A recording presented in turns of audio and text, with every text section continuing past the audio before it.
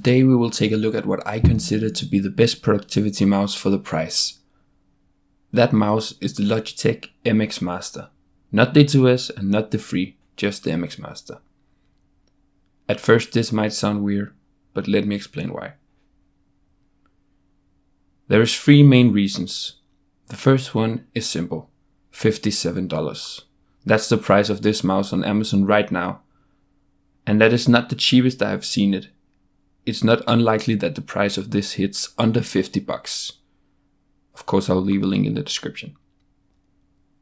The second reason is that there hasn't really been that much of an improvement on the newer generations of this mouse. I mean, sure, on the spec sheet there's loads of improvements, but when you actually use the mouse there is not really anything to complain about with the original MX Master. And that makes it hard to justify spending 50% more on the 2S or around double as much on the free. The third reason is the reliability and durability. This mouse has been on the market since 2015 and therefore consumers has had time to find potential flaws and figure out if the product aged well. I'm speaking as one of these consumers and I must say I'm impressed. I bought the mouse 2016 and to this date there has been no functional problems and the mouse looks almost as good as new.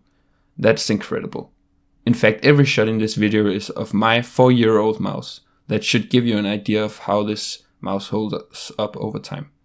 As a quick note before I end this video, I will say that the original MX Master is not a better mouse than the newer generations. It is just a better value. If you want the best no matter the cost, then you should pick the MX Master Free. It has USB-C, quick charging, better scroll wheels and a better button layout compared to the MX Master. If you feel like those improvements are worth double the price of the original Master, then that is the mouse for you. I just don't find that these improvements are enough to justify the way higher price tag, and therefore I would recommend the original MX Master more than ever before. See you in the next video.